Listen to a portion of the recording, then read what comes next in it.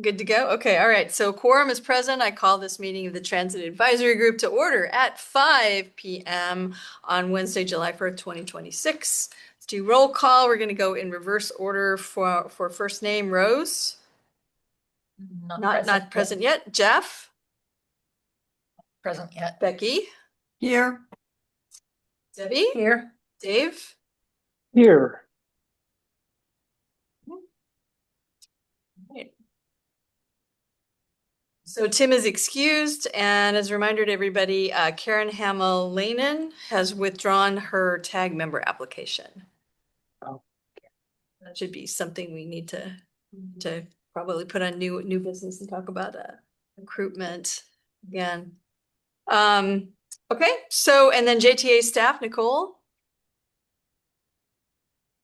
Nicole? Yes, I'm here. I'm glad. I was worried. I thought it was like, oh, do your update. I was like, no, we have other things first. Yes, I am We're here. not there. Yes, are you here? Are you with us fully? Good, I'm good. Kelly. Is here. Amanda? Here. Great, and our JTAB board liaison, Fred Opie. Here. Yeah, right. Okay, so let's go directly to public comment. There was one written public comment included in your meeting packets. I hope all of you took a minute to review that.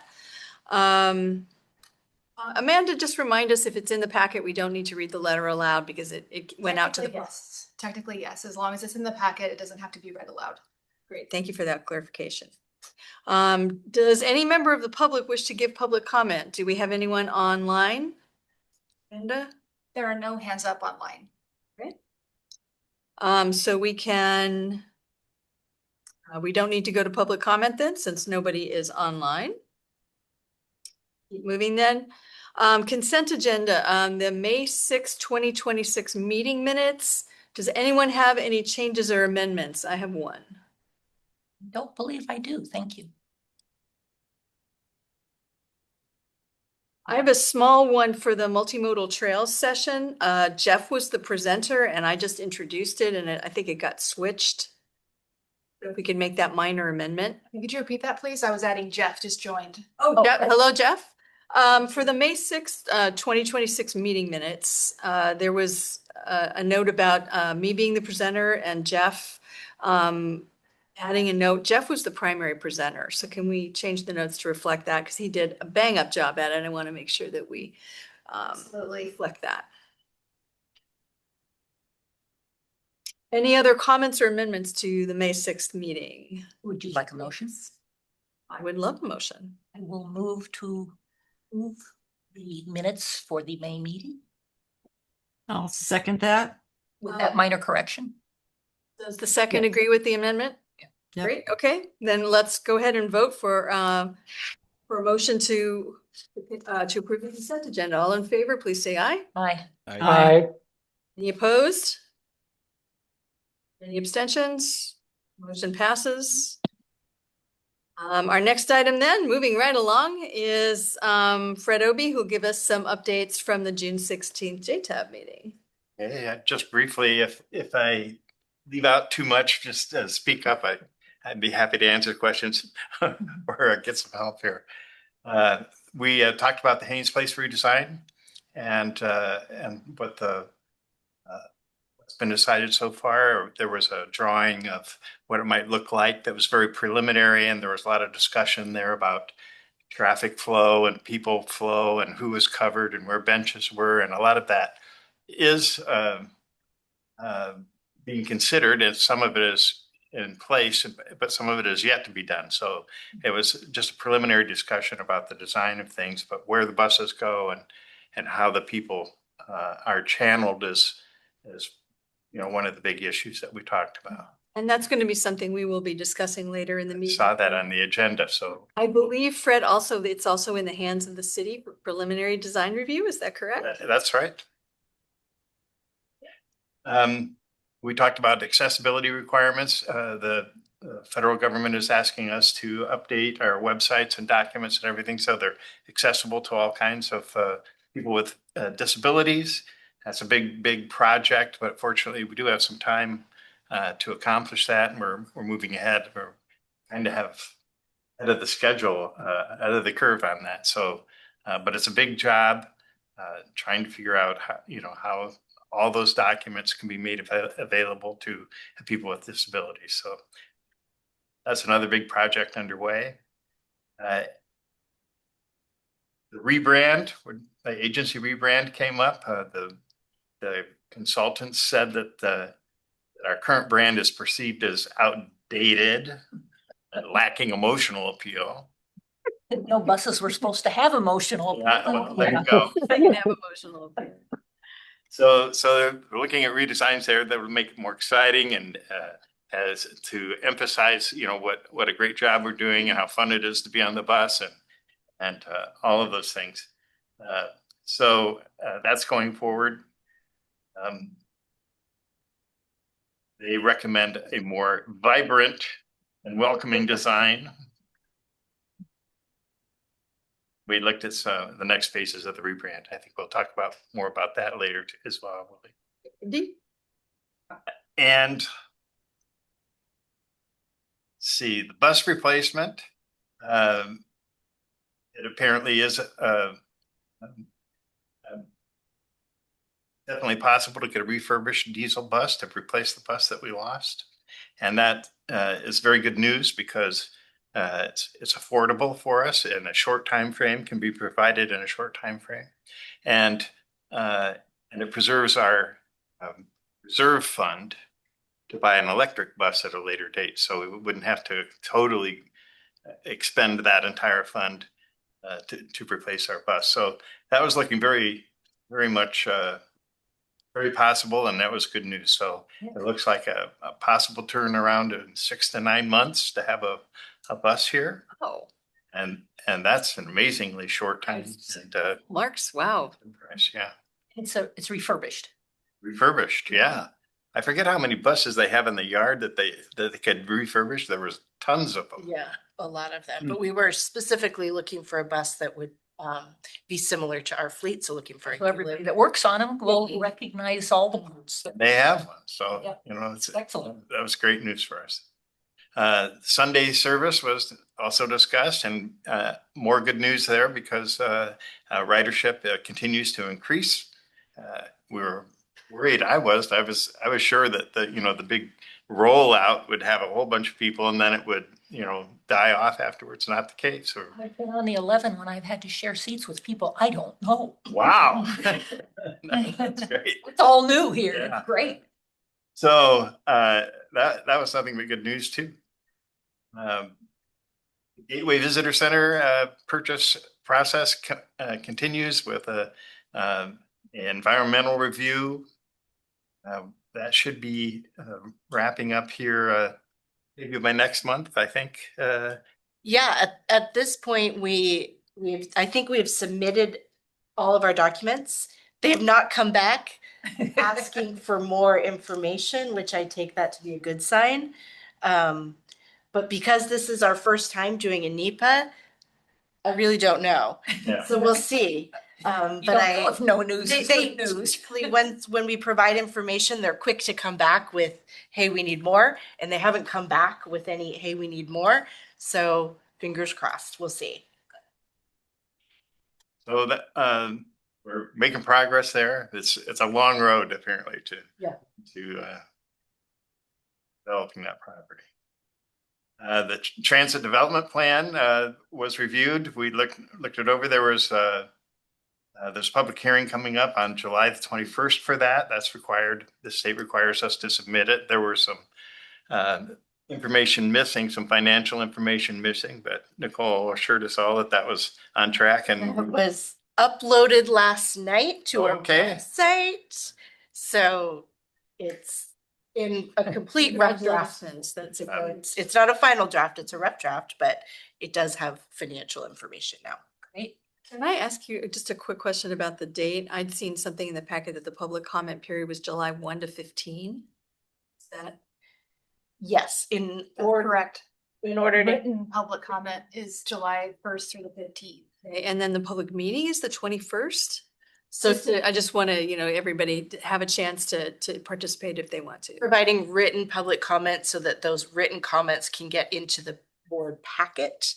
and be published. Anything after, we can read aloud into the record during the meeting. But if comments are to be included in the packet, we need them by the 15th.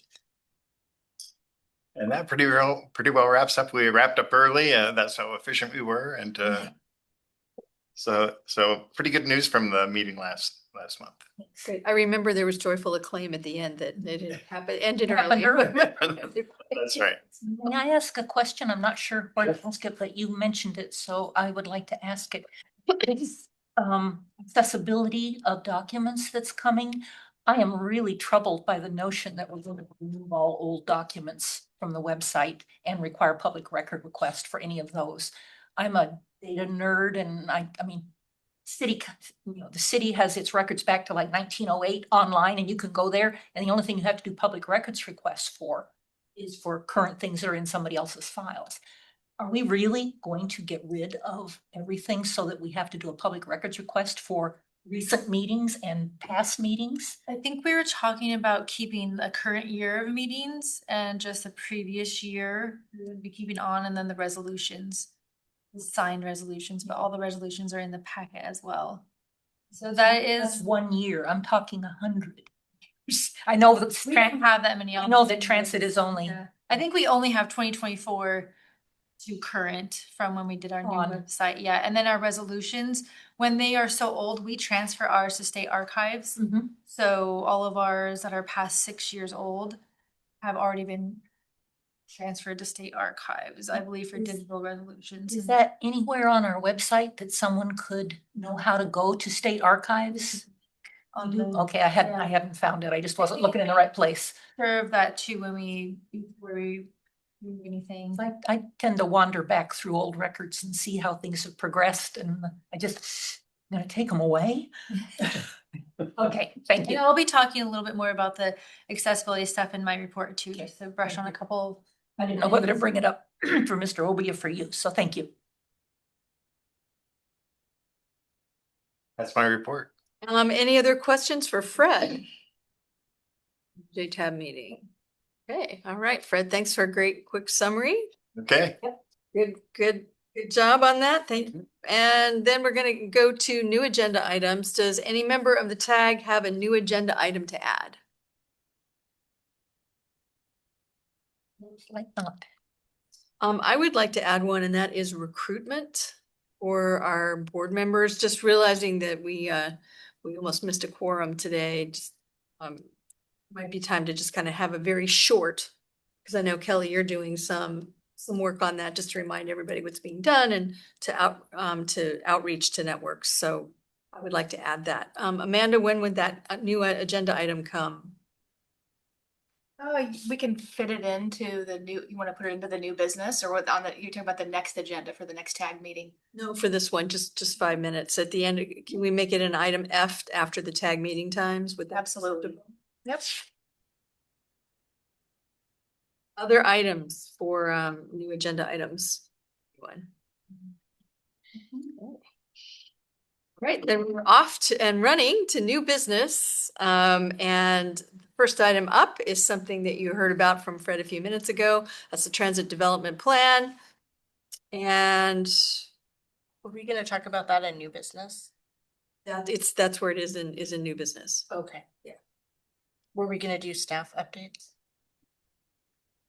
Missed out. Oh, I'm sorry. Let's go back then. Yes, you're I mean, right. I'm happy to skip. No, I had it backwards somehow on mine. All right, so yes, we are off to staff reports now, not to new business. Okay. We're turning back a little bit. Turning back. Okay, first, there was a request to provide the survey results from the survey that we completed in March. And this was the survey that helped guide us to some of the changes that we made regarding Sunday service and the proposed combination route of the 2 and the 3 and microtransit. So what I provided in the packet was the report that Sarah Peck put out for the board. And in that, she combined a lot of the survey results into something just a bit more readable. If you are looking for the survey results that list out all the comments, I would encourage you to go to the April 21st board meeting. And within that packet, it lists out all the survey information. So all anything your little heart desires, plus all of the written public comments. And I actually think the written public comments are what's most interesting because it's what people took the time to kind of write in. But in the information that Sarah presented to the board, we did talk about how many responses we got, which was 593 responses.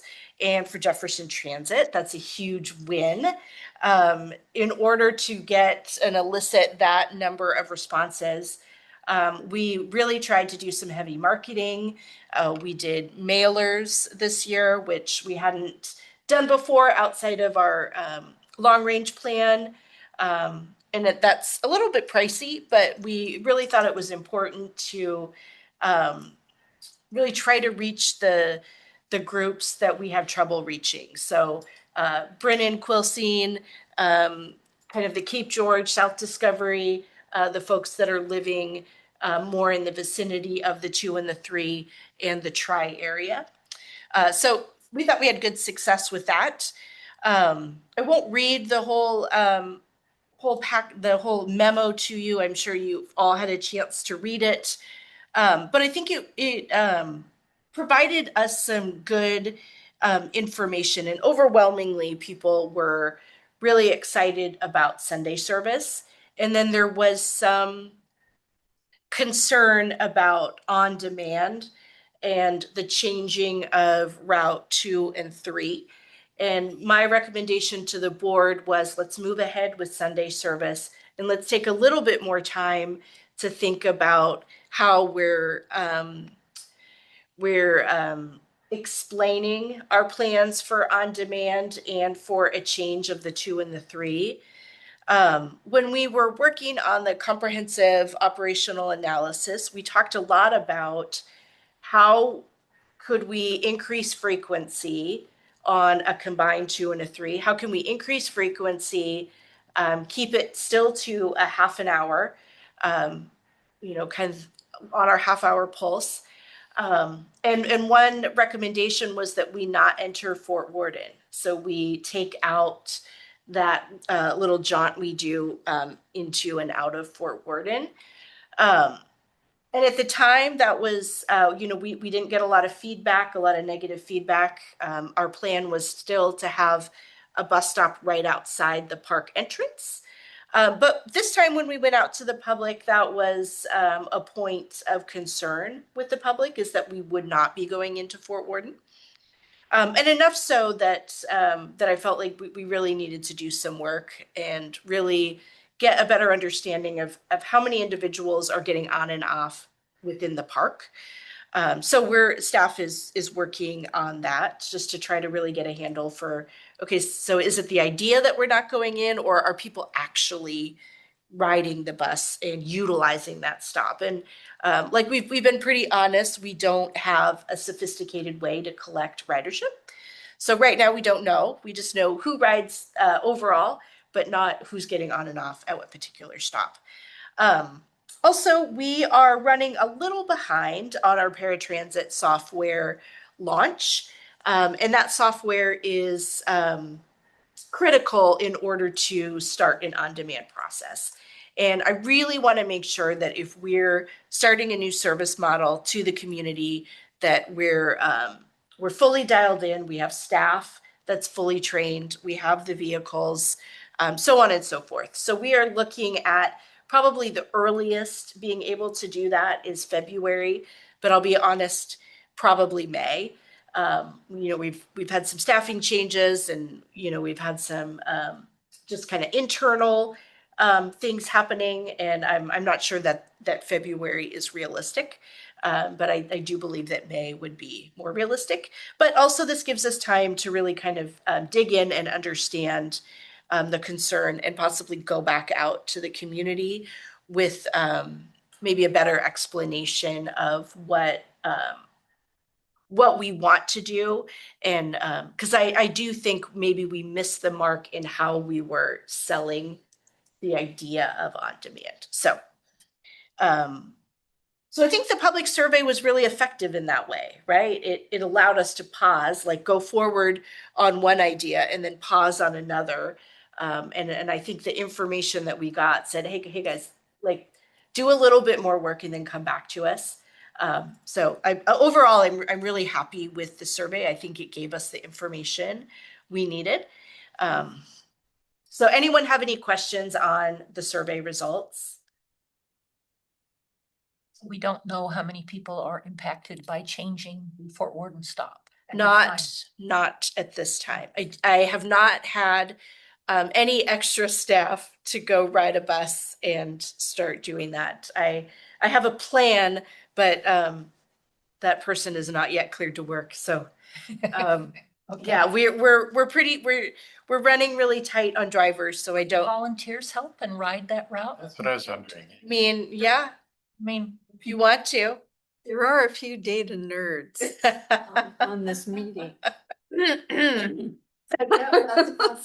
I'm sorry, is Jeff volunteering as well to? Jeff just, I think. I have a question.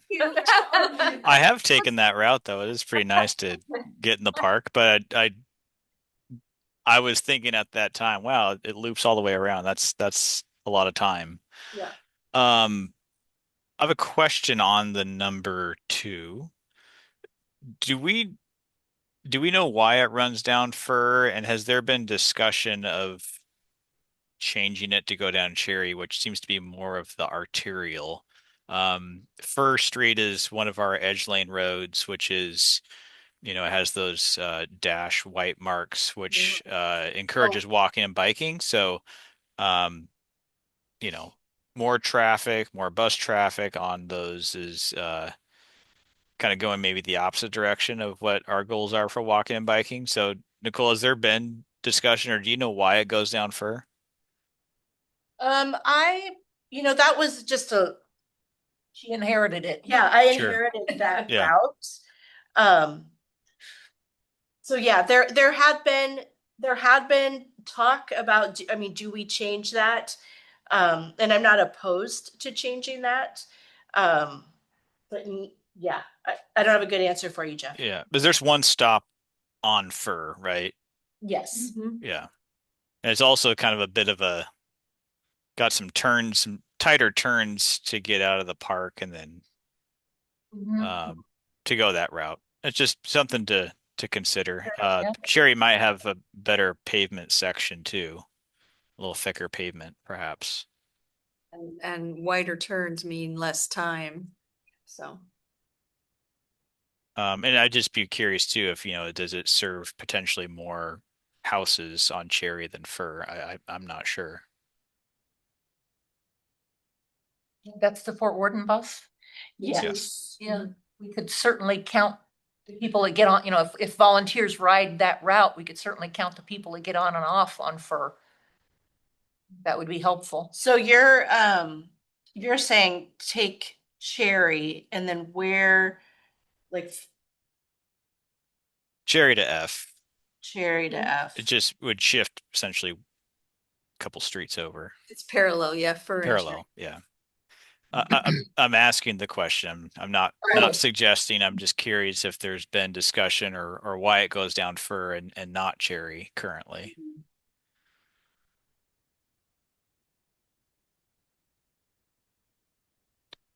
Yeah, no good answer for you, Jeff, right now. Okay.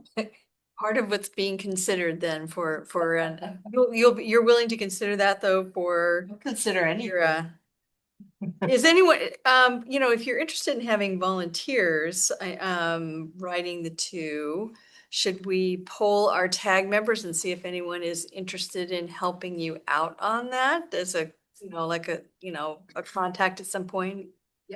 I'm gonna go to Fiddle Tunes this weekend, so I Oh, will. well, there you go.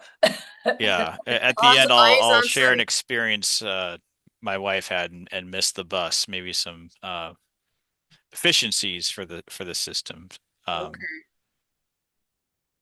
I would certainly be But willing Hi, Rose. to do some riding. Hi. Yeah, I'll try to take it this weekend. Okay. Anyone else interested in potentially sitting with a clicker on the bus and riding Route 2? I would do that.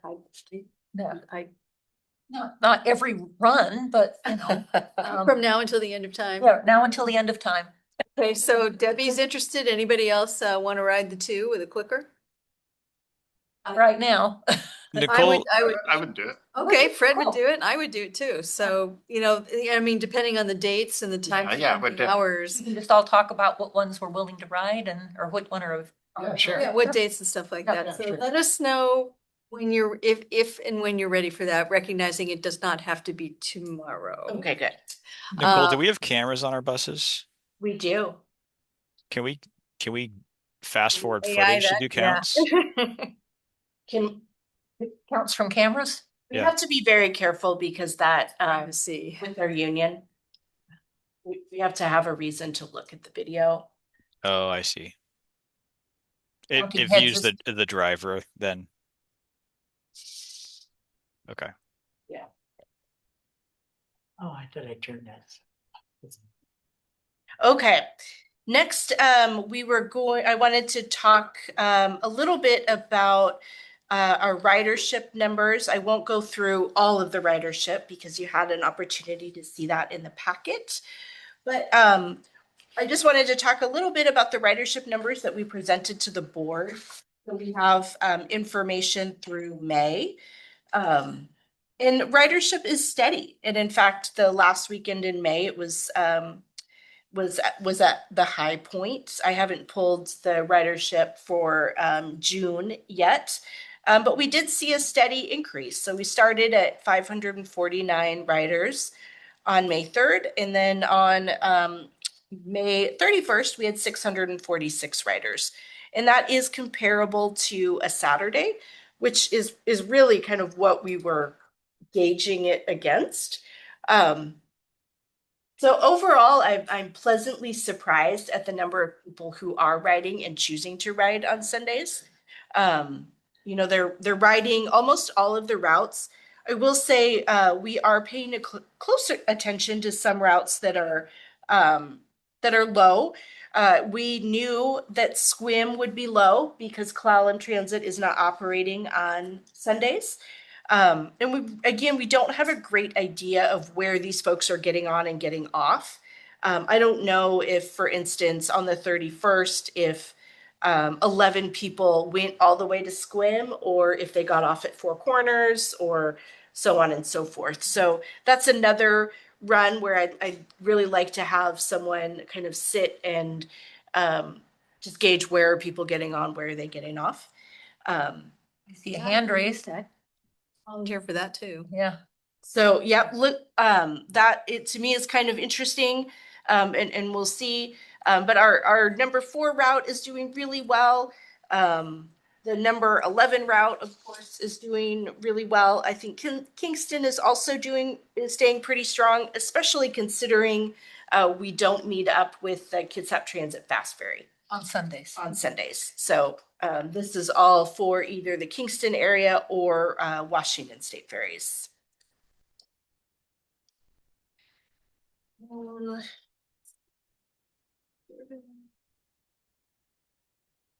think that's what I had. I think we have some notes from Kelly Yes. on the marketing and rebranding. Yes. I'm actually not gonna share my screen because I don't have as many visuals in my report as I had before, but I'm just gonna hit some kind of high points on it. Good things are happening with outreach. We've been doing a lot, and we now have KPTZ ads, 2 spots a week for 52 weeks.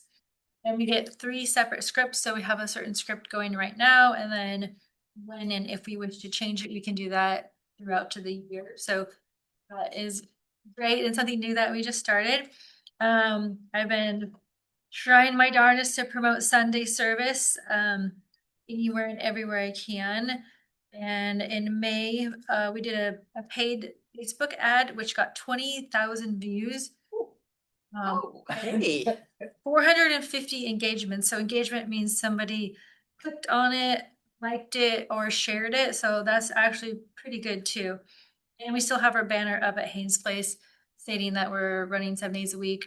And any print ads or online newsletters that I do, I put in there that 7 days a week, Sunday service. So trying to promote that.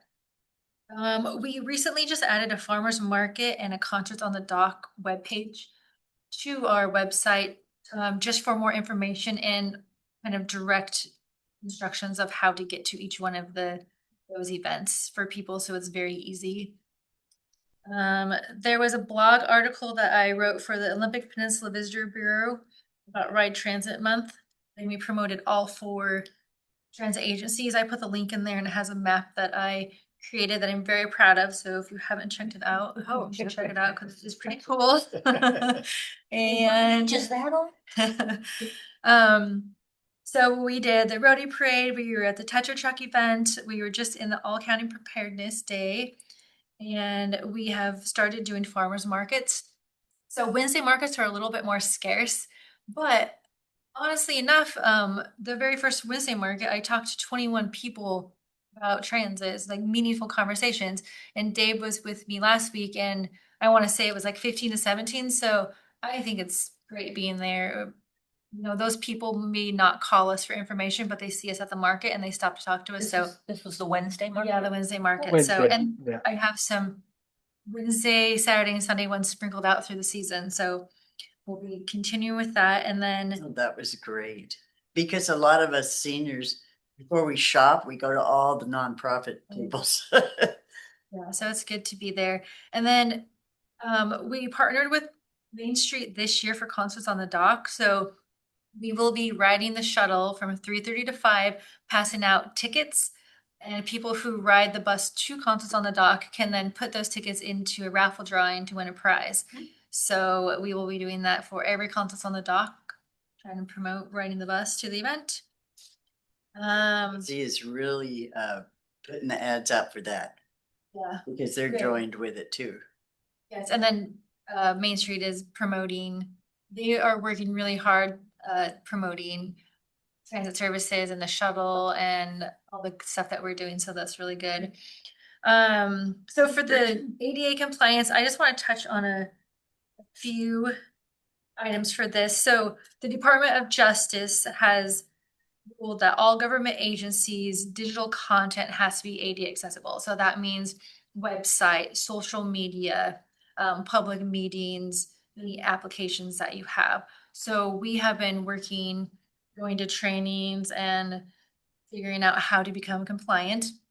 And we have a pretty good plan. So we've been starting to train staff on this plan.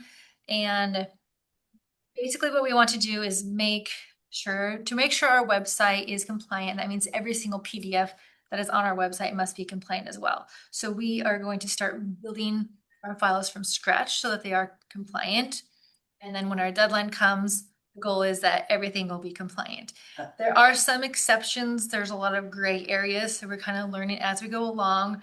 But yes, our plan did include not to have older files unless they are very important, that we want to keep them on there. So we were going to remove previous year's meeting files and resolutions. And then we're figuring out what is required to be on our website and what important plans or policies that we want to have on there, and make sure those are compliant.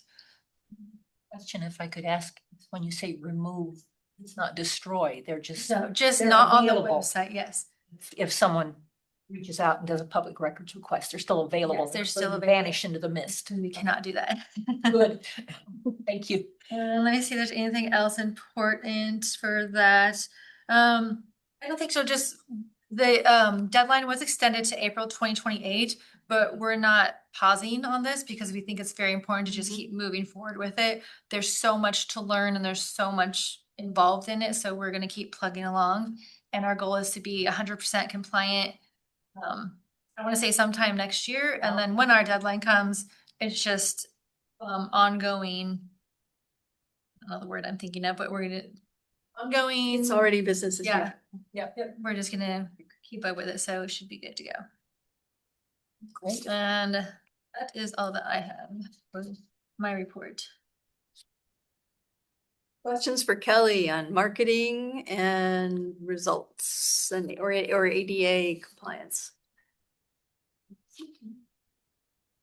Kelly, are those outlets we can use for recruitment? I know we're going to talk about that, but I just kind of put a bug in your ear before we get to that item. A lot of what you mentioned, the KPTZ, the Haynes Place and Farmers Market could be outlets for recruitment as well. Yes, so the KPTZ, I don't know how long that first ad we're gonna let run for, because it's I wanna say the term evergreen. An evergreen ad about just kind of like our basic services and that we're now running 7 days a week. But yeah, when we go to events, we can do social media posts and put it on our website and yeah, talk about it that way. And then we can see when we change out the next ad if it fits in whatever our next script is gonna be, definitely. Thank you.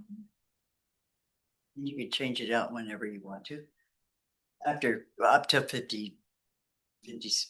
We can change it, we get 3 different scripts for the whole year, yeah. Very much so. Other thoughts from any of the staff reports from Nicole or from Kelly? Questions, comments, concerns? I had a lot of questions directed toward me about actually advertising on buses. And while I understand that that's kind of a problematic thing to do, it seems to me that our buses could be a really good promotion for ourselves somehow if we could figure out a way to do that in a cost-effective way. For example, we're running on Sunday. I mean, the buses run around all over town all the time. You had a message on there. I think it might be effective to get people to say, ride the shuttle to the Wooden Boat Festival or something. I don't know whether that's worth investigating, if there's a cost-effective and easy way that we could do that just for ourselves, just to promote our own stuff. So one thing I would note is we had fare free on the banner for 2 years and we had people going, it's fare free after 2 years? Really? But you have to constantly re-educate everybody. Because I A remember lot of information's being thrown at us. that's right. And people are constantly coming and going from town, so at public meetings, I used to say, how many people have been here for more than 5 years? And, only about half the people had been. It just seemed like every year it'd be people had only been there for 5 years, about half the crowd. Every time. Yeah, it's just it's just constantly turning over. People are coming and going, getting jobs, leaving and coming and going. Not finding jobs and leaving. I'll just respond to that because yes, I would love to try to find some sort of frame that possibly fits on the side or the back. I've seen other agencies, possibly in different states and King County Metro has those, but I have not been able to connect with anyone to see where they got them from. Because if you have a frame, then you could just print Put new things in. put it in, take it out. When you put an adhesive sticker on like I did Yeah. with Kingston, That's it's messy and hard to take off. Right. So Right. yes, but the information is Well, needed. definitely a back burner thing. I just thought I'd bring it up. But I agree with that because yeah, our buses are rolling advertisements everywhere they go. Yeah, so- that's just, promote ourselves. promote ourselves. Why not? Also magnetic ones. Magnetic is another way to go. Yeah, there, when I was with the National Park Service, we had, 1 or 2 parks that had small ones, not the full gigantic, which are quite expensive. I see Nicole nodding. But something that would be, like a quick thing that you could have a QR code on or something that would be a modestly sized ones rather than the entire side of the bus, which would be quite. We talked about magnets before and I thought somebody told me it wouldn't on our buses, but I don't remember. I don't know if it'll work on our buses, but Yeah, I know. when I was at Princess Tours, we had big magnets to cover the side, our logo, and we had some issues with adhering and Stay on. and then sometimes they would come off. Oh, okay. So I think I don't know if we would have to go check these ones because this is different, but And I don't. different terrain and so it might work here. And I can check next time I go to my marketing transit group if any other agencies have used magnets and they've had success or whatever. So note that down. All right, any other questions, comments for staff? All right. Now we go on to new business. Welcome to new business items. Transit Development Plan is the first one up. Just want to take a reminder for a minute and remind everybody that the draft TDP, Transit Development Plan, is in your packet. Page 25. And it is just kind of establishing what we talked about before. Written public comments are due by July 15th. The written comment period is July 1 to July 15. I believe we can send an email to Amanda, who will pass them along to the right person. Get them included in public comments. Thank you. And then the Transit Development Plan public hearing will be on July 21st at 1:30. Is there a location yet, Nicole, for that? Here. 1:30 at Haynes, Yes. okay, at Haynes Place, right, and in this room. Yes, so it is considered a meeting, a board meeting, so just like normal. And I will add on to that, last night we did post on our website a clean rough draft. So the draft in your packet does not have the updated financial information. So if you go onto our website, you will see the most updated version of the TDP. It is still in draft form, but it does have our financial information. So just a quick, can I keep going? Yes. Okay, so just a quick reminder of what the Transit Development Plan is this is a requirement by WashDOT that we submit a plan every year. And it's written from the perspective of as if we were writing it January 1st, 2026. So we are writing about the previous year, so 2025. So you'll see within the plan, we talk about our successes and what we accomplished in 2025. So if you're thinking, well, gosh, aren't you doing this now, or didn't you just finish this up now? This is from that perspective of we're looking backwards, but also we're looking forwards as far as alerting WashDOT to what we think we'll be asking for or projects that we think that we'll be working on in the future. So if it is not in the Transit Development Plan, then you cannot apply for grant funding. So the TDP is tied to our budget, our forecasting. It's how we can communicate to WashDOT, but this is also how we communicate with the PRTPO. So it's all kind of intertwined that way. This plan is, it's very prescribed. So WashDOT wants to see particular types of information and they don't want to see other information.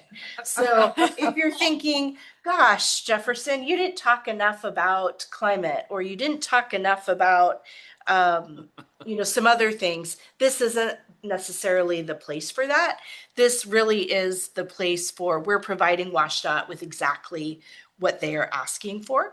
So if we're looking in our, if you're looking at our table of contents, we do kind of in parentheses, we'll say a required element. And that means that WashDOT can quickly look and see that we have discussed the required elements. So that's just a little overview of the TDP. This year, we did move away a little farther away from what we had done last year because Kelly is again trying to make sure that these are compliant with the new rules. So sometimes with these new rules, you can't be as fancy, right? Yeah, it's more limited. Yeah, it's a little more limited. So if you're thinking, gosh, this isn't as jazzy as last year's, that's because we're keeping it in compliance. So if one was to compare side by side, I don't know that you're doing that, but if you were, okay, gosh, it's not as jazzy. So I won't read to you this plan. You have plenty of time to look at it and provide feedback. I will say, if you see a typo, if something sounds funny, please tell us, because I don't know how many eyes have looked at it. Typos? Oh, please. Okay. Yes. I don't know how many of us have looked at it, and yet, it's always when you're looking at something with a fresh set of eyes that you're like, this sentence doesn't make sense, or you didn't punctuate. Not how you spell that word. Yes, so let us know. And then also if there's more fundamental things you have questions on or suggestions, please again send those our way as well. Any questions about the TDP?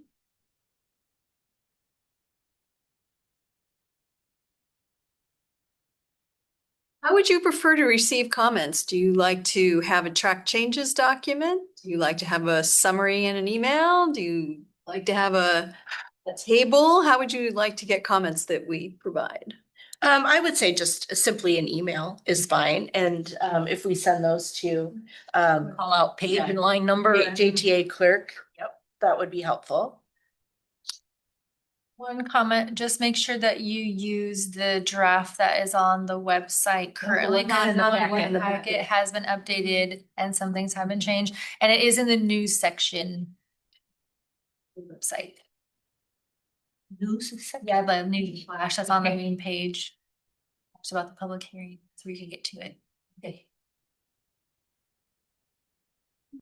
All right, then. Let's go ahead and move on to youth and transit.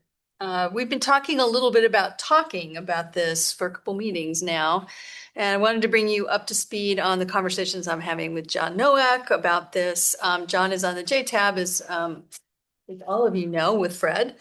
And he also is on the school board for Port Townsend School District. So he and I have been coming up with some initial ideas about possibilities, and we're starting with Port Townsend School District, but we're not ending there. We will be in touch with Chimacum and Quilcene school districts. We just kind of want to get our feet on the ground a little bit and have people at the school district here tell us that's a great idea, or no, don't ever do that. Do something else.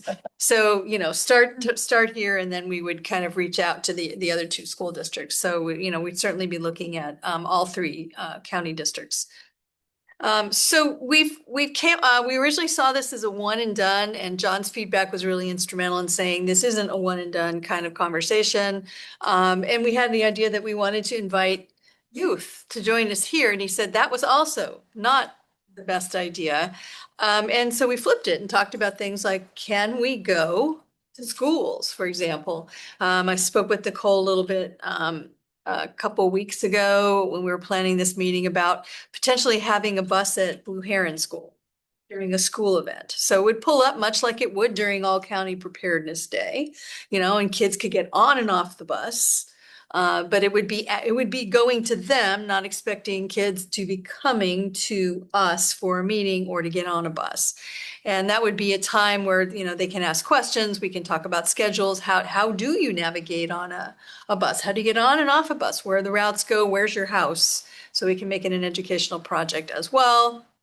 There may be some students interested in transit or taking transit or using transit for various things as part of a senior project. That would be a question that would start in September when the seniors are back in school. Not now. That's not even on their radar for now.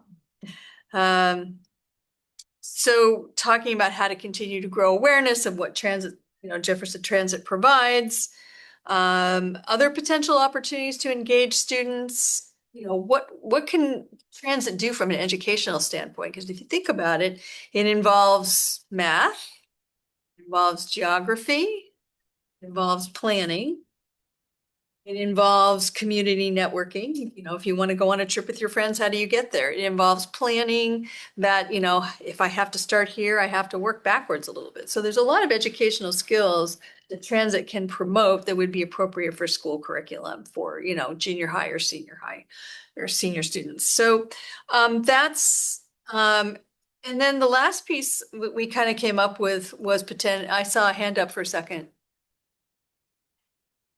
Becky. Hi, I'm going to have to leave the meeting. But I wanted to say one thing before I go. It would be great to connect with the Students for Sustainability at the high school who are very interested in the advantages of riding the bus and climate.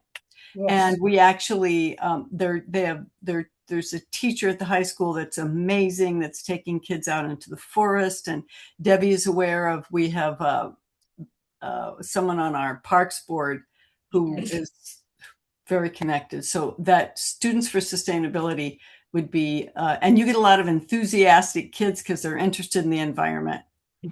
I gotta go. I will watch the rest of you guys on video later. Thank you. Okay, thanks for taking time for this today. All right. Aye, good suggestion. I've added that. Hand up. Oh, Rose. Because I'm doing it for another volunteer, for the farmer's market. The Nest. Mhm. The Nest is a great place. It is. Yes, I love the Nest. They have an open mic and they have chocolate. That's a great suggestion. Thank you. Yeah. Other thoughts on youth and transit? As you know, this is obviously the hiatus part of the year. We're gearing up to implement these things in early, late August, early September. So now's the time, even though it's July, to be thinking about this. Any other ideas about ways to connect with youth and transit? Rose, I'm going to hold on that for a second and see if there's anybody else, and I'll come back to you. Other thoughts? Jeff's hand is up. Jeff? In the past, we've had a youth tag member, correct? Or no? We've talked about it. No, we have not had that. Okay. And do we have an open spot, right? We have a couple. We have several, and that's, yes, you're spot on, is that we are, think about recruitment, that is part of what we're hoping is, as a potential outcome, is we reach out to these different groups, we find somebody who would want to represent that, represent youth on tag. Yeah. The Students for Sustainability is a really good place to. Yeah. I could see just being the normal that maybe someone on that youth group is the member, maybe it's in the high school years and then they get replaced every couple of years. But I think having youth representation would be beneficial. Would it be possible to work out a credit so they could get a senior credit? A lot of things that seniors volunteer for, they get a credit as though it's a class. I'm wondering if we could work that out. We are working on getting a senior on our park board. And I think it could be the same here. And if the student can get a credit for it, it might be a little more likely to. I'll talk with John about that. Okay. Possibly. Rose, back to you. One of the nonprofit tables I connected with the youth day at the farmer's market was this whole new thing that this woman's organized. It's a youth camp at the Heron Equine in the forest.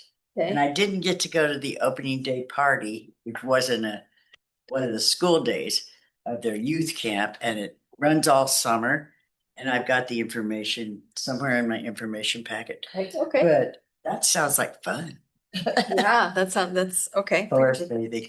Exactly. That sounds good. Kinrin-yoku, Oh, yeah. forest bathing. Oh, okay. I'm like, what? Yeah, Where did that come from? Okay, other thoughts on youth and transit before we wrap this up and move on to the next item? Great. Okay, great comments. So we're going to this is going to be on the agenda in September as a regular item. It will not be like a one-time youth and transit discussion where we have speakers and then we don't talk about it again. We may have a speaker in September, but we'll see how all that turns out, and we'll be in touch with everybody about how that goes when you have, see how it all comes out when you see your packet just before the September meeting. All right. So the next thing we are up to is the agency rebrand. Kelly, we have some questions that came up from the workshop. Would you like to describe the workshop, and then I can lead the questions? Yes. That'd be okay? Yes. I'm gonna share it from the pack. I'll So- go ahead and share it. The last tag meeting, I gave you guys a pretty thorough update on the rebrand of where we were at. And we're in phase 2 and 3. We just went through 2 workshops to come up with brand messaging. And so there was staff members and there was some stakeholders. Linda was there and then Natalie from T Main Street. And they just asked us a series of questions about our agency and our community, and gathered all of this information to come up with our brand messaging and visual identity some tagline options and stuff like that. So we wanted Tag to have the chance to kind of answer a couple of those questions as well. Almost there, right there. So we have There we go. Thank you. those questions, and I'll let Linda take it from here and just let me know if you guys have any other questions about the rebrand. Great, thanks. So the workshop was really a great experience. I full marks again when we talked about the talents of JTA staff collectively to write good scopes and select good contractors who seem to be able to hold good conversations that are robust and respectful. They did a really good job. And we used one of those great online whiteboard tools. So I have full marks again for them embracing technology in a way that was fun and engaging. Really enjoyed it. One of the things though that they asked us a whole bunch of questions about, what does transit mean to you? What is your experience when you get on the bus? What is your friends' experience when they get on the bus? What do you hear from your community? And those seem like good questions for us to tackle at a high level. We don't have to have the fancy whiteboard to discuss it. But there are four good questions here that come from that workshop that we can do. And I know we've been doing kind of round robin formats where we each go around. So I'd love it if we could just take these four questions one at a time and ask each of you, as you think about that question, not only how you would respond to that question, but how people in your social circle would respond too. That would be your friends, your family, other people that ride on the bus with you. Who's switching to his Switching to bell? a cell phone. Oh, okay. Jeff, we hear that you are switching. So Jeff, if you're switching to your cell phone, should we let's have him go last then. Okay. All right. So the first question is shown on the screen here. We can see it in the room. And for those that are joining us on Zoom, Dave and Jeff, take a look at those four questions if you would.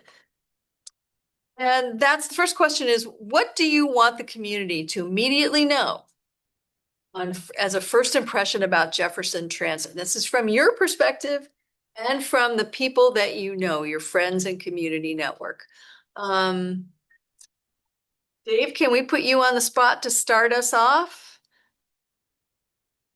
Or would you like to have a volunteer? And Fred will include you in the round too. Would you like to go? Sure. I would say, I would tell people that it's free and that it connects. It's not just here in Port Townsend. It connects us to the wider region or Puget Sound region in all kinds of ways. So those are the two things I would say, first of all. And from your social network, what would you say that people, your friends, people you're in contact with, as a city councilor, same observations or? I think so. I think the questions that people often have is, they're not aware of how it connects to the broader, to the wider world. I know that there are a lot of fans of taking the transit to the airport, for example.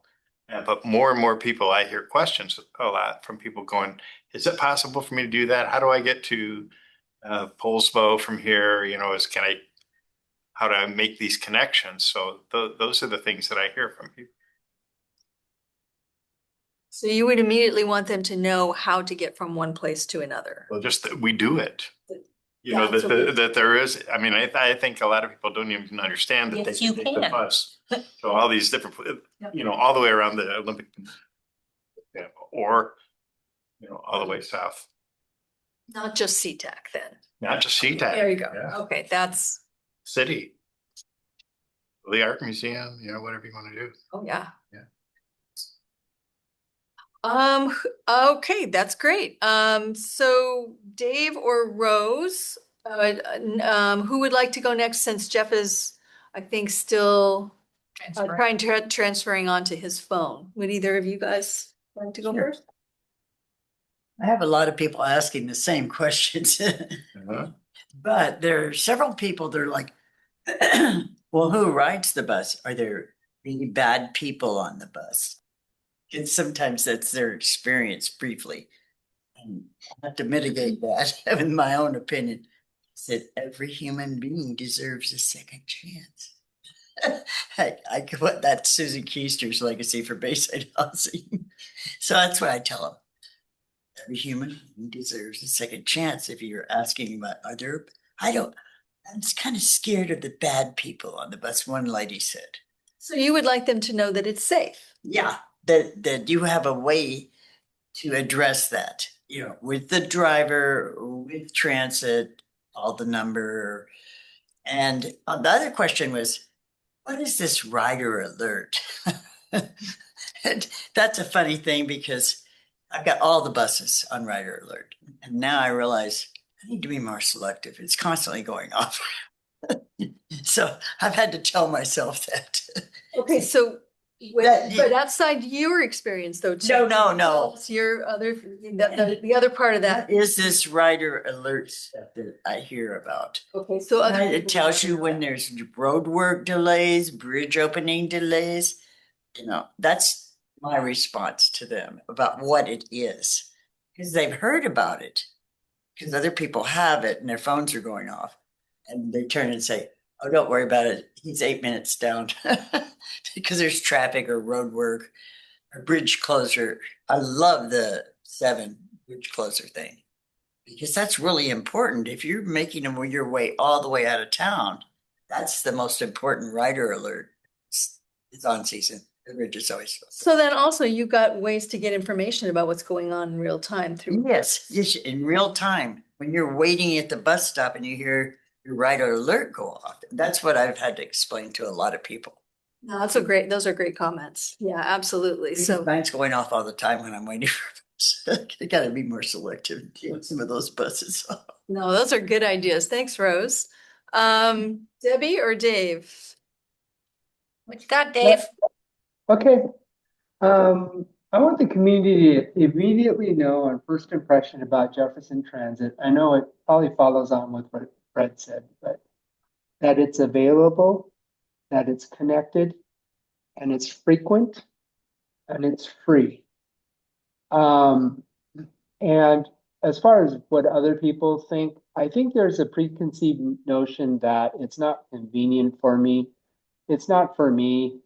Is sometimes what I hear, but then when we have a conversation about some of the changes that have been implemented in the past few years, they're pretty surprised. We even got some of this at the last farmers market.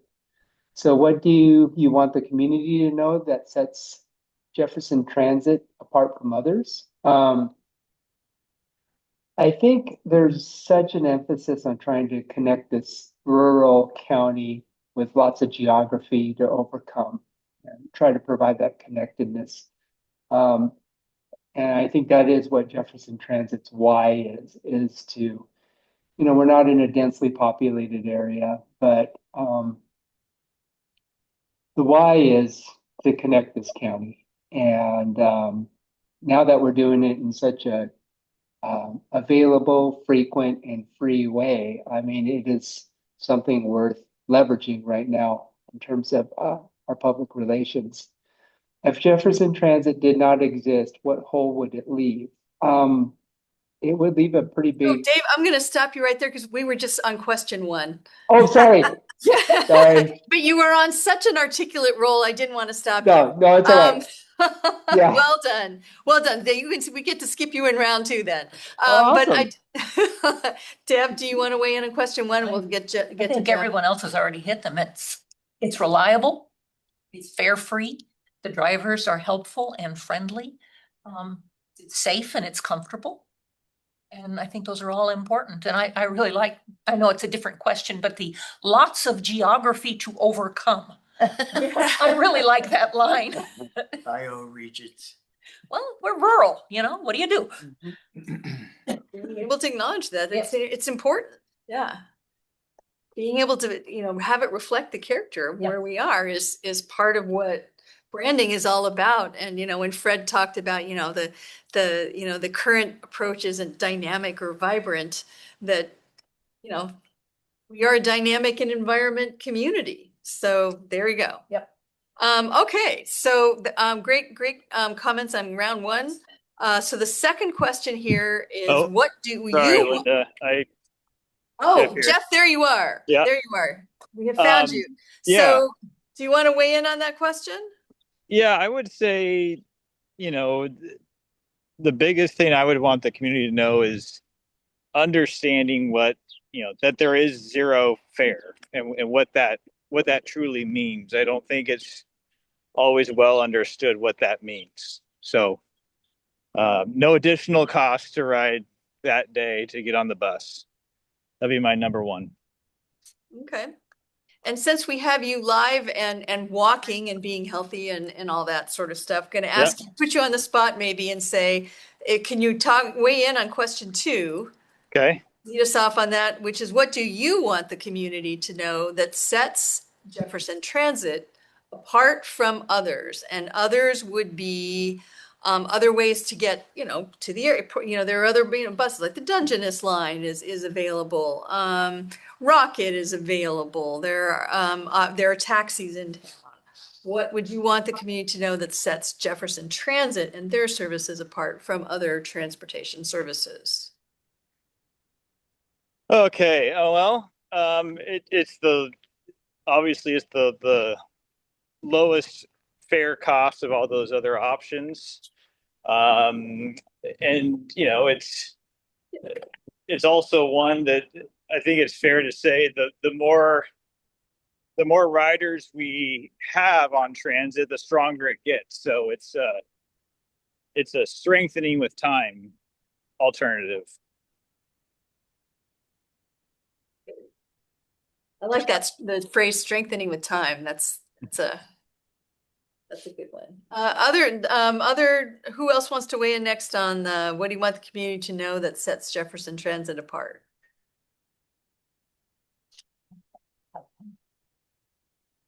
I would say that it's multidimensional. It's not just the buses going around. There's you can get a ride in other ways other than just grabbing the regular bus that goes around to all the routes. So if you need to get to a doctor's appointment, there's a way to do that. And so just that it's multidimensional. If you're trying to get to the festival downtown, that there's always a shuttle, that will take you there, and those types of things that just become part of your everyday world, other than standing at a bus stop waiting for a bus to come. There's lots of different options for you to use the transit system. So it's not options to use. It sounds like what it connects to, though, is the other part of that. Kind of tears into the why almost. You've got options and tier. Yeah. You were. It seemed like you were bridging naturally in that direction. Sure. Other thoughts on what do you want the community to know? What sets Jefferson Transit apart? I like what Dave said. We have lots of geography to overcome and we manage. We serve the entire county. And that's not an easy thing. You have a split service east and west and a very different topography and humans north and south on the east side. And it gets done. I think that's a really important thing. Rose, please weigh in on that, on question 2. Up on the screen? Yeah. I like what Fred said about, does it cost anything? It's the lowest cost mode of transportation. I've done Pete the Rocket Man. I've done Dungeness, all kinds of things, special events, airport, visiting relatives in Seattle.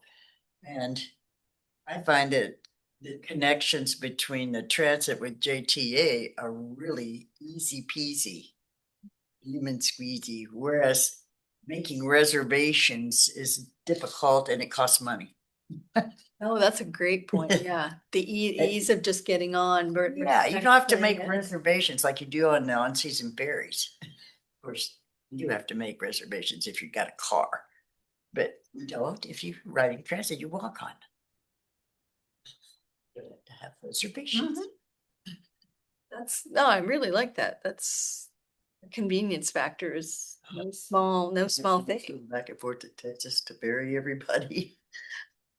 That was horrible.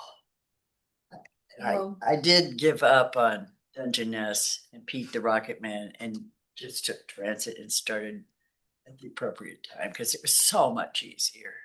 Well, ease is an important factor, and I completely agree with you. That's something that we Or want fly with 2 hours. to know. What about launching into question 3 then? Why, what is Jefferson Transit? Why? Why is Jefferson Transit here? Why is the agency here? Why is the authority here? Why are they here? I mean, in some sense, Dave kind of, we've kind of all touched on it a little bit. Dave did a great job of touching on it. So Deb, so did you, and Rose and Fred. So, and Jeff did too, but he's not with us right now. But thinking about, there's the why in some of the comments that you've had, but what is that? Is there a nugget in there? The most important thing? Why is it important that you have Jefferson Transit Authority? You have bus service. Climate in the footprint. county. There you go. That's the reason I'm here. That's my number one reason always Mhm. to expand transit services is if the effect on the climate or internal combustion, single occupancy vehicles. So Standing on the fixed Route 7 out at Oak Bay, watching all that traffic go by, I started counting the number of people with one car, especially the SUVs, the trucks, one person, one Right. car, one person.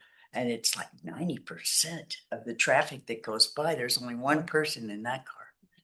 So is that an issue for you as well, the climate footprint? Yeah, sustainability. Yeah. I'm like, it's disgusting.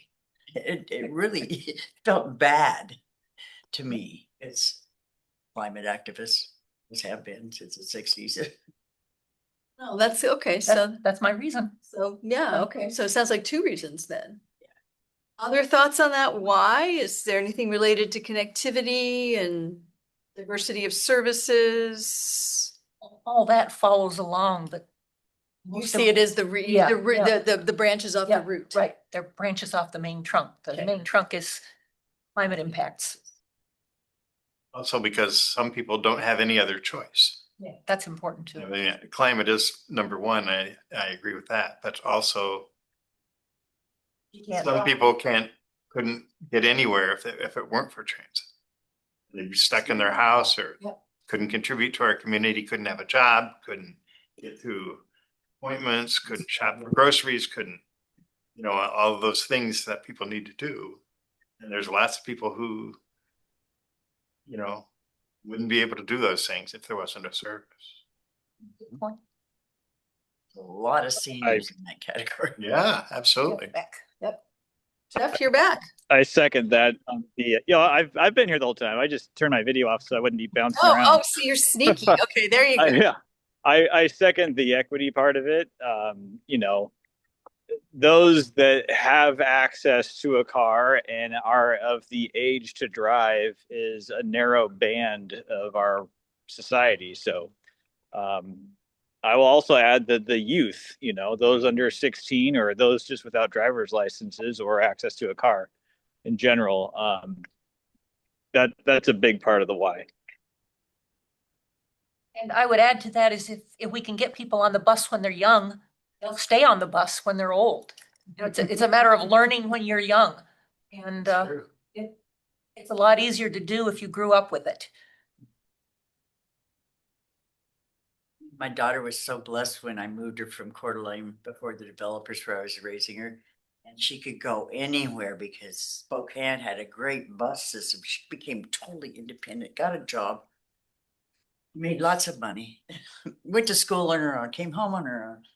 Because the bus was available and there weren't any in Kootenai County. I know. And there probably still isn't. Well, and then so that's 2 notes on access for youth and kids who are, are not yet driver's license age. So those are huge whys. Jeff or Dave, I'm going to circle back to you, even though you sort of weighed in on why you started to. Do you want to tell us more of your thoughts on why as well? Yeah, just quickly, I think Jefferson Transit's why is affordable connectivity, connecting the community together in a way that Uber can't or cars can't or whatever. It's always good to have that. I think it goes to Jeff's equity statement, but it's affordable connectivity for everybody. And now that it's 7 days a week, and the frequency and it's affordable in terms of free. all it costs is your time.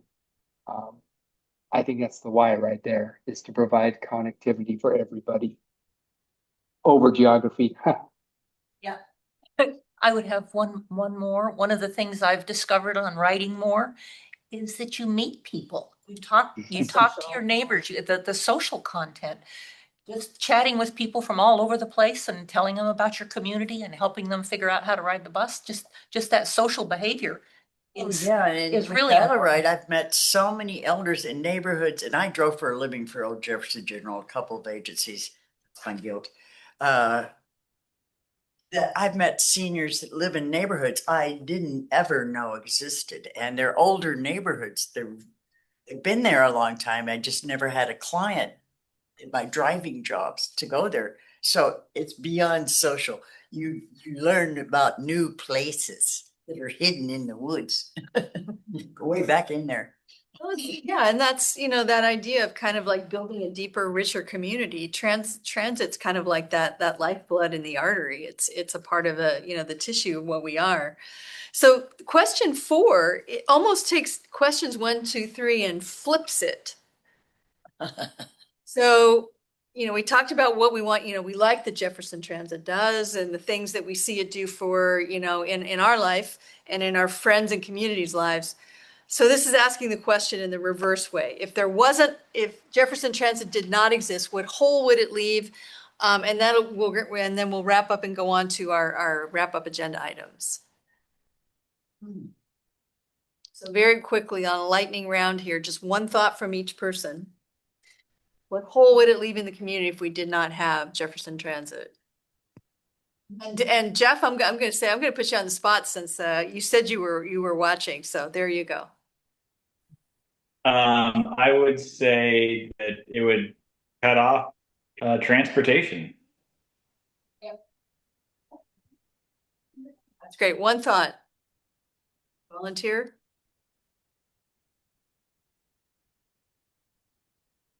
All those important things we just discussed wouldn't be available. It's They Friends I've shut-ins, all of it. 15 years. And I'll Wouldn't have any way to get. come back to climate footprint. We were all driving single occupancy vehicles. We wouldn't be doing any favors to ourselves. There you go. Okay, Gas got so much and you couldn't maintain it. all right, I'm gonna move us along to the Haynes Place redesign draft site plan. That's the last item on the agenda for today. Actually, I'm gonna do 2 quick agenda change because we're at 6:20. We'll switch around. So can we do that on the fly, Amanda? Okay. Tag meeting times. I do want to get to this very, very quickly. We have been meeting at 5 o'clock. And I do want to point out that Jefferson Transit employees in particular are donating their evenings to be with us. That's right. I'd like to see if we would be agreeable to meeting at a slightly earlier time. We don't want to go too earlier because people have jobs and other meetings. But I'm wondering if we could look at something like starting at 4-ish, for example. Would that be possible? I'm thinking of the working people. Well, on no, the I'm looking at Dave and Jeff and they are also working and donating their time in the evenings to be on this group as well. What do you guys think about switching to 4 p.m.? I would Start sign. myself. Like it better, Rose? Yeah, but then I'm retired, so. Yeah, I'm thinking about the I working can- folk. Yeah, up there on I the am. screen. I'd be open to that. Now, this is it always the first Wednesday of the month? Is that how? Yes. So, I mean, I would have, a couple of meetings that I would miss at work, but that's okay. I'd rather do it at an earlier start time than at the current time. We've heard feedback like that from a couple different people, so that's why we're Yes. looking at it. Dave, what are your thoughts on this? Wrap us up. Yeah, I agree. I think we had a co-chair or vice chair who kind of suggested that we move this to 5 o'clock a while back early on in my tenure here. And I'm more of the mind that, I like to, for the sake of staff and everybody, it is okay for us every other month to start at 4 o'clock. Agreed. Okay, if that is the case, then who would like to make a motion to revise the start time for the meeting? I'll make it. I Okay, second. Rose, please make a motion. What is the motion? To start at 4. Okay, And Dave I, seconded. Dave I seconded? second.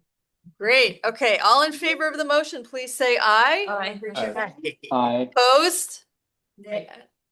Any abstentions? Motion passes unanimously. We will start at 4 o'clock. And you have already asked staff that it's okay with them, right?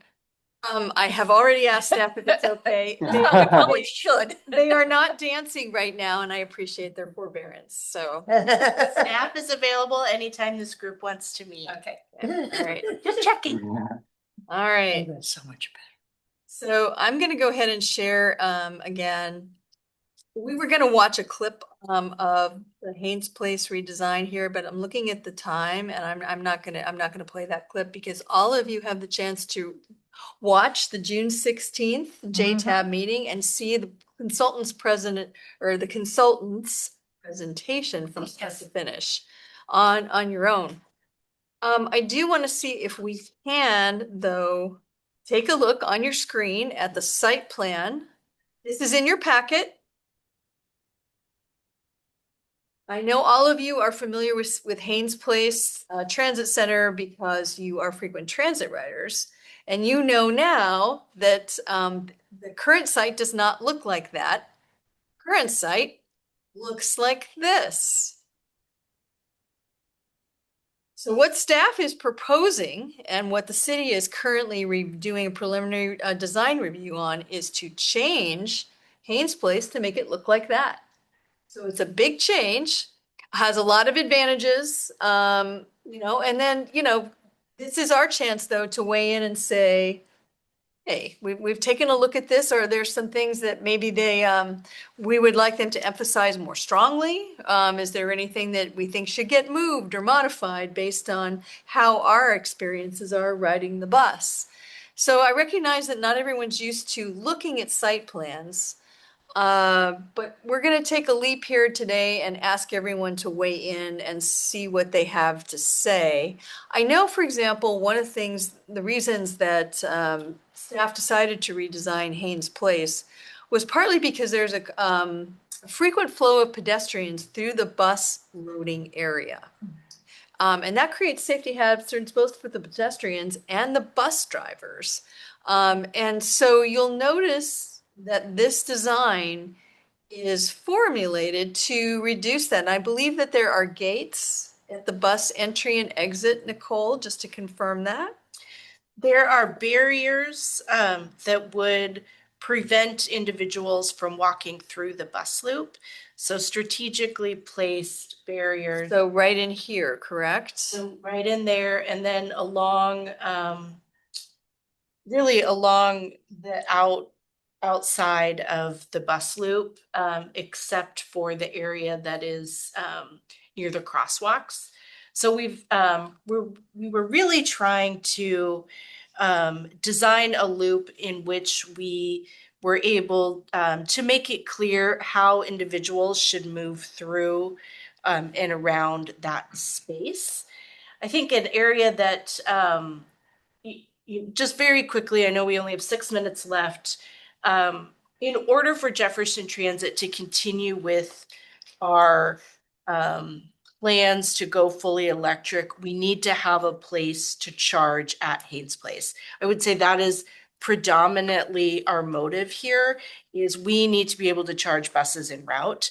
And so that is really what we were looking at, is how do we do that? How do we also keep the public safe? How do we keep our operators safe? How do we create a space that is friendly for commuters, but for bikers, for walkers, for really a multimodal experience. So that was really some of the thoughts behind this. This is, we are working our way through the city. And I do anticipate some changes, but I think what I'm really curious about is, as a user of Haynes Place, what are your primary friction points with that space? what do you think should be our priority? I would love to hear what you think Jefferson Transit should be thinking about when we're looking at redesigning and what our priorities should be.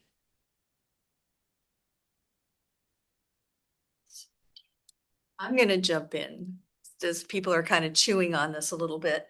One of the things that the first time I went to Haynes Place, I saw the design on 12th Street, and it looked to me that like that was where buses were pulling up, right on 12th Street. So as the design comes in again, it's helpful to make that clear to people kind of walking up that they have to enter the site. Buses are going to be loaded. If you look at the cursor, buses will be loading here. The buses don't load off of 12th Street. And I know in looking at the site plan, there's some really nice proposed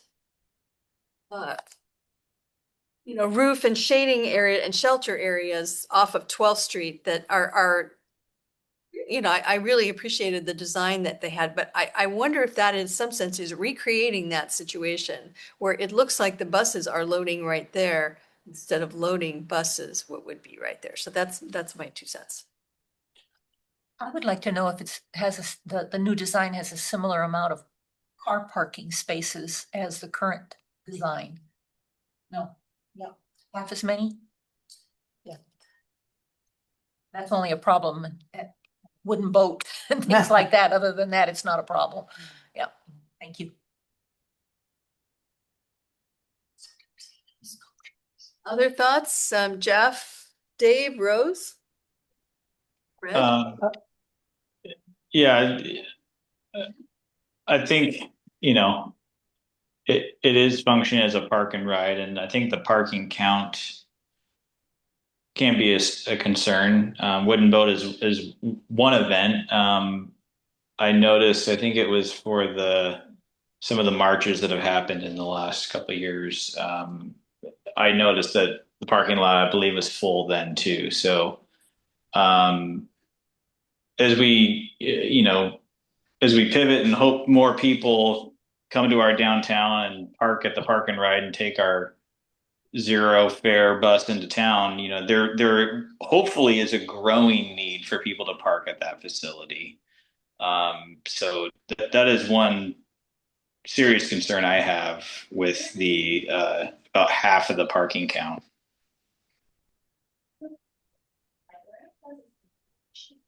It's unfortunate, but true, Correct. There are also concerns about how people leave that facility and like to get across the street to Safeway and or various other places, because just gets to be a kind of a haphazard pedestrian zone. I know, so that's something to. The city is redoing 12th Street, but I don't know if that's going to help a lot. Well, I know the city has concerns about this area, and I know we're talking to them about it. Yeah, just for transparency, I work at the city, and I did have, one of many people that gave input on the design, but that was one of the points was, doing some field observations to understand how people do cross 12th Street to get across to Safeway and provide proper mitigations. Yes. I had just one brief comment, and that was having to do with the fact, and it might have a impact on parking too, is that this is shown as a terminus of a section of the Puget Sound to Pacific Trail. There's a spur that goes from current Larry Scott Trail close to the boatyard on port property along the base of the bluff to Haynes Place.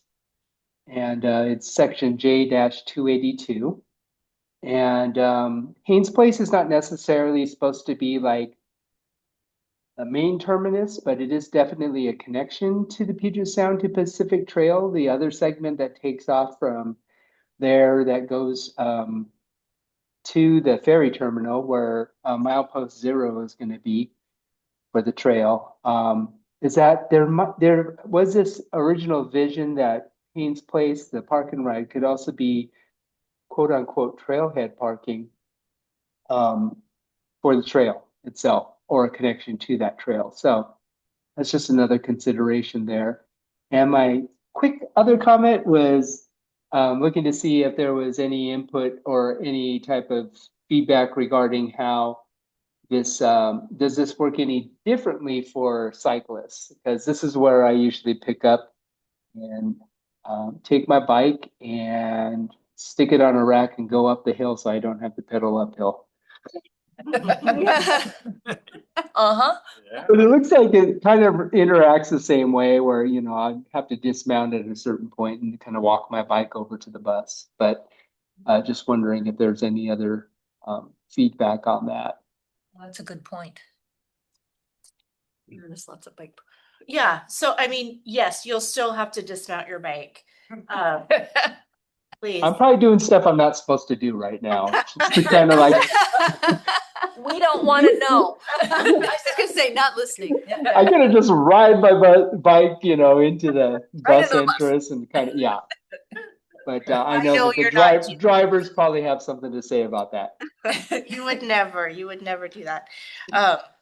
But no, we were wanting to carve out a place where we had ample bike storage, and then you know, bike racks, and just really kind of make it a formal place where we were connecting bikes with transit, and then having a way for you to walk your bike over to capture or to get on, you know, on the buses. So the first two islands would be where you would connect I the buses. think that's all a really good point, and to encourage more people to ride their bicycles to get on the bus Mhm. is a really good point, making it easy.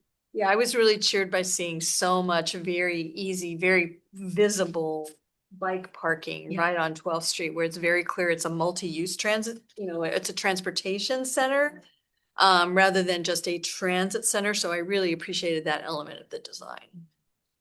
Yes.